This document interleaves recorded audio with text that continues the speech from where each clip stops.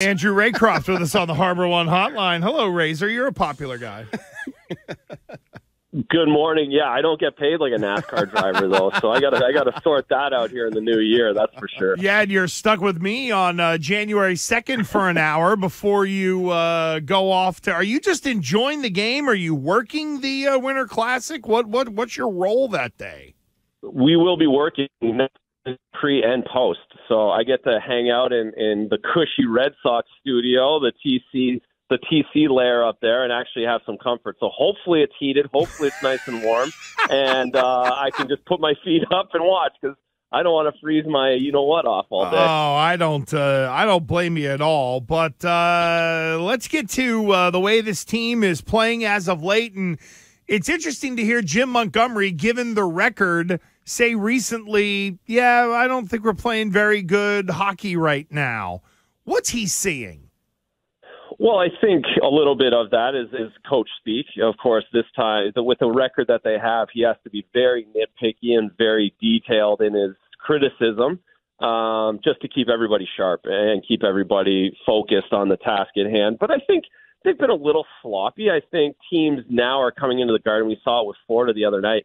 They're just parking the bus in the neutral zone. Nobody's being aggressive with this team because they've seen what happens when you try to be that way. So the teams are coming in. They're very conservative. They're sitting back and forcing the Bruins to stay disciplined. And that's going to be the key, I think, the next few months is them staying disciplined, they use the word process a lot, staying with the process and not trying to force it too much when teams just aren't giving them anything, because that's the only way to really stop this team offensively at this point. Razor, when I look at the goal differential in the NHL, the Bruins are basically double the next best team. I think the Devils are plus 29. The Bruins are plus 54. You just mentioned it. Does it take some creative coaching for Jim Montgomery as he continues to try to keep this team focused? Whereas fans and media, I think, were like, okay, they're the best team in hockey for the regular season. Talk to me when the playoffs start. Does he have to be creative to keep the pedal to the metal here? He does. I think with this group, it's a little easier because the entire leadership group, the entire team, like we talk leadership group, like the entire team is a leadership group. There's no passengers when it comes to anybody on this team that understands what's at hand. So I don't think it's all on Jim Montgomery, because I think the players would, if you had them in a room and you asked them, they would say, yeah, we've done nothing. We've had they don't think they've accomplished anything either, and they understand they have to continually get better for a long playoff run. But certainly that's going to be the difficult part for the coaching staff here going forward, is just to keep preparing guys and keep finding a way to criticize a team that's almost perfect. And there's a balance there and a lot of communication involved to get guys to understand the criticism despite the fact that they haven't lost in 5 games again. Andrew Raycroft here with Gresh and Hart on WEEI. Bruins play with a big lead, Razor, on Monday against the Panthers, up 4-0. Then all of a sudden it's 4-3. And now the Bruins ended up winning 7-3 and sort of handling business. But, when you look at the blown lead like that, is that expected? Is it a big deal? Like, I know if you're up 20 in the NBA early third quarter, it's like, okay, there's almost an expectation that the game will get close again. Does that kind of apply in the hockey world in that situation up 4-0? It does in some situations. I think the other night it didn't, because the Bruins weren't really playing up 4-0. Spencer Knight, the Florida Panther goaltender, didn't have a good night, gave the Bruins a few freebies late in the first period. But I thought Florida had the better of the periods. And that's the way things are going for the Bruins right now, that they're up 3-0 and not really winning the period. So, yes, some days they were up 4-0 in Colorado a few weeks ago, and that was over. Like that was over. The Bruins dominated. This game the other night, it was probably a 4-2 game all around. I thought Florida was the better team half of the game. So it wasn't. It was a blown lead that was almost expected the way that both teams were playing. But the Bruins find a way to get the key saves and the big goals at the end to pull away, and that's what they've been able to do this season as well. I'm going to give you the typical negative Boston media question. Bruins are cruising. They're really good. Who needs to be better? How can they be better? Well, they can be better in 2 ways, and this is coming from guys around the team. The two things they really want to focus on is 5-on-5 offensively. they're doing a better job holding on to pucks. They're doing a better job of not just shooting pucks on net for the sake of shooting it, but they need to do a better job of finding where the high danger opportunity is. And the power play's been unbelievable, but come playoff time, we know the penalties go down. We know those 5-on-5 goals at certain times are so important.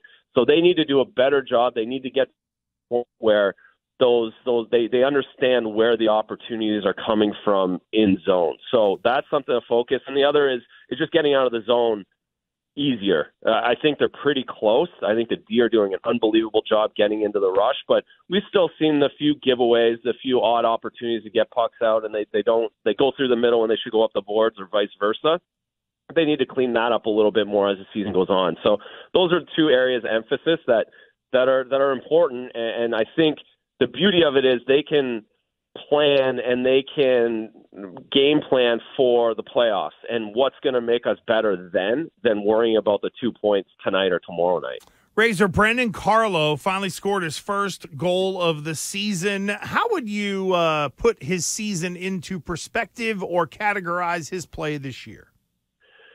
He's been elevating since the injury, and the injury was scary because, again, it was another concussion.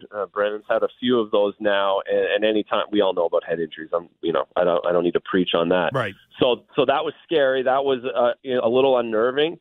And then coming back, I thought it was a little tentative and still trying to find his way within this defensive scheme and the way that Montgomery wants guys to play. But since McAvoy's come back and Brandon's been put in his slot, his proper slot of shutdown defenseman, penalty kill over the boards with Derek Forbert right away. When they have the lead, he plays 23 minutes. When they don't have a lead, he's playing 17, 18 minutes, and I think he's got there. And I think that goal the other day was pretty evident of that. He jumped into the rush. He's doing a good job. He can move his feet, and he had a great shot jumping in. So I've liked his game, certainly of late, and just the way he's been able to progress from the injury early on.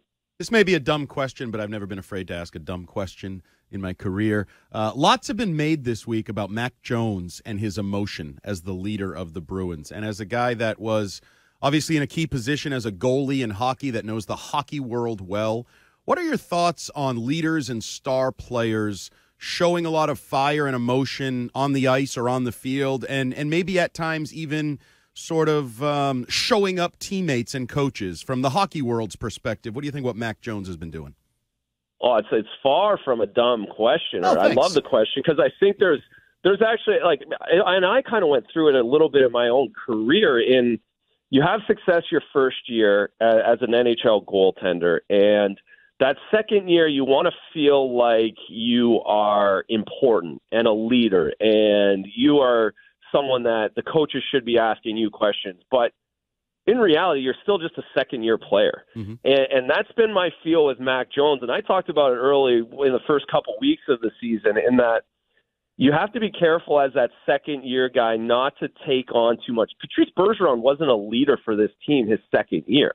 He was a leader 10, 12, 13 years in, and he's a centerman, let alone a goaltender. I think in that quarterback position is the same way where you have to just kind of do your job for 4, 5, 6 years, and then it just you kind of fall into that leadership role. To think that you're going to play 1 year in the NHL as a goaltender, you're going to show up at training camp the next year and be in every captain's meeting and be the one who's in with the coaches and telling them how to run a penalty kill is a little aggressive, and I feel like that's the view in the NHL, but I think that's the view in all of pro sports, and I feel like Max kind of got over his skis at times, thinking that from afar, I'm not in the room, but I could see second-year guys wanting to take a big jump, but maybe biting off a little bit more than they can chew. It's Winnipeg tonight. What can you tell us about the Peggers?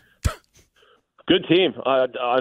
Surprisingly, they had struggles last year. Paul Maurice was the coach there. He quit midseason, went to Florida. Florida struggled. Rick Bowness, former Bruin coach, has come into Winnipeg and got them playing great. Bones is one of the best in the business. He's been around for 30, 40 years in the game of hockey, and he's got them playing really well. Connor Hellebuck, goaltender who went to UMass Lowell, he's come back. He's had a resurgence in his season this year. So they're a tough out. They beat Ottawa 5-1 on the road the other night. So they're a team that is playing very disciplined, playing a good 60-minute, 200-foot game that the Bruins are going to have to be sharp tonight.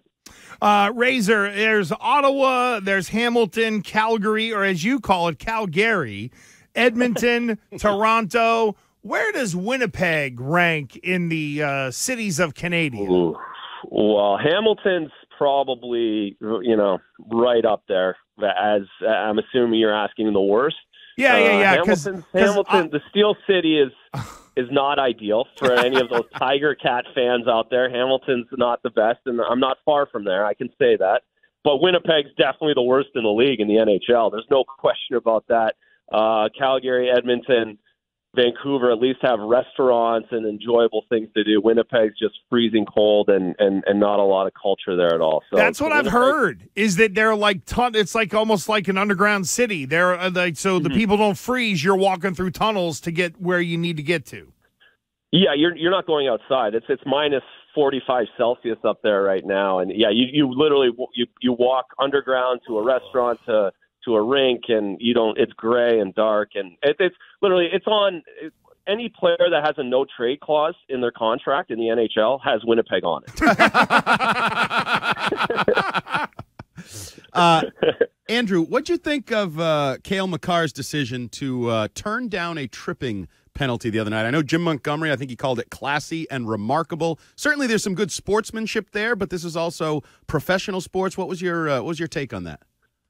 Yeah, it kind of bothered me a little bit. Love it. I don't know. I don't know if it felt like a look at me moment, or I don't know. It just if I'm the goalie on his team, I'm like, hey, dude, I just had 2 minutes that I could have went off. Like, you just, I wouldn't mind you guys scoring another goal down at the other end. I'm kind of fighting for $1 million here in my contract, and it's going to go the other way at some point too. So I get the sportsmanship part of it, but as a former guy, penalties come and go, and I wouldn't want one of my teammates saying, "Don't worry about it. Let's give them back that power play." All right, Razor, who gets the Tickle Trunk treatment this week?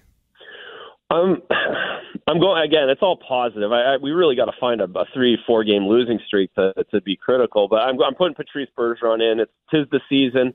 He's my favorite player. He's perfect, and 4 points the other night again. He just keeps chugging along. A 1,000-point celebration a couple weeks ago, and we talk about the culture and what kind of a leader he is, and how he's got this group playing the way they are every single night and dialed in every single night. Patrice Bergeron for the Christmas season is going in the Tickle Trunk.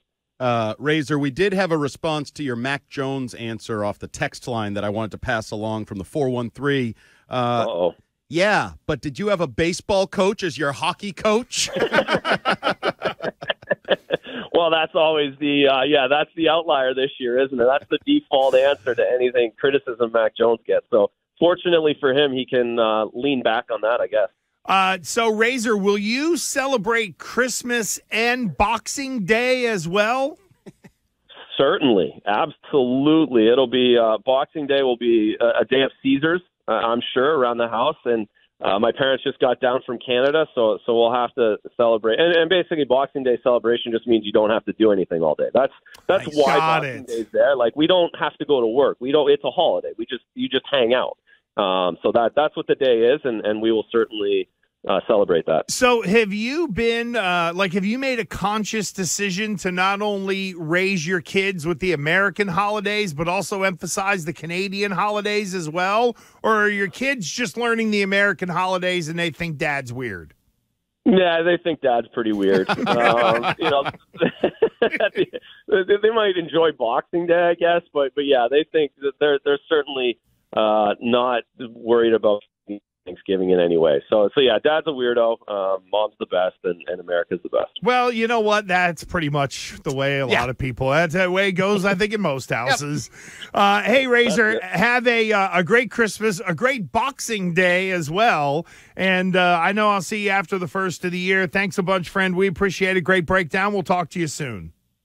Awesome, guys. Thank you. Merry Christmas. Happy holidays, everybody. Same to you. There you go.